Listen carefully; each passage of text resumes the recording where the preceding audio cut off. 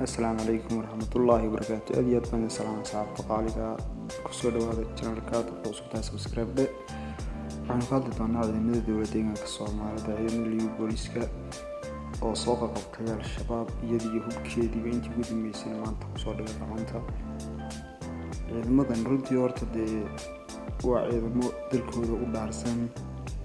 oo wax soo dhexgalaya ayna jirin markay iyagii shacabkoodana wada shaqeyn ka dhaxayso dadka lama soo kala dhaxlo laakiin waxa la soo kala dhaxgalaa marka meesha ay fowdo taalo. al-shabaab waxaan leenahay halkan dhammaan meel fowdo taalo wadarka ciidanka iyo shacabka sidii isku xiran yihiin isku dheelitiran yihiin midda kale waa balan yaabo al-shabaab wax lagu yaqaan rag waaweyn oo dagaalamay iminka ciyaalkii yaryaraaye dhowr-iyo-toban jiradii bay darsanaysaa ay leedahay dagaalama iska soo horreysiinaysa qaaran garanayinba sida qoriga loo ridayba garanaysaa markaas ka yaaceen qoriyihii iyo waxay wateenba baabay al-shabaab inaad ilaahay ka cabso gaala soo dirtay tahay barinka dadka aad iska doonatay bal maxaad ku doonatay bal maxaad ku haysataa bal maxay ka haystaan bal ciidan meel iska degan baad iska doonaysaa oo iska weeraraysaa oo iska laynaysaa oo leedahay dadka waa gaale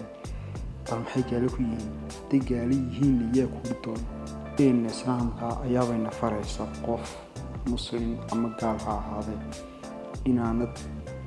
iska doonin kiyoon wax ku kulin adigu laakiin waddo qaldan baad ku socotaa waddada qaldanna waa lagu soo afjiray adiga iyo aabahaa kulli anu waxaad ahayd ma filayaa kuwii daayeer guriilayaashii waxay ahayd dadkii hore reer akhraadka ka hadhay bilaatii baaciyaar alo saasaas leeyahay dad caadi matiin dad maskaxdii laga qaatay baatiin wada sixran oo gidigooda wada sixran markaa bal dib isugu noqdo dadkan aad laynaysaan ee iska soo doonanaysaan waa dad lamida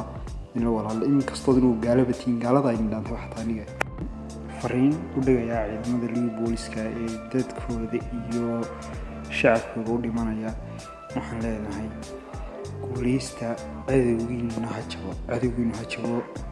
liiga boolis mar walba waan garab taaganahay waddankiina wada halgamaysaan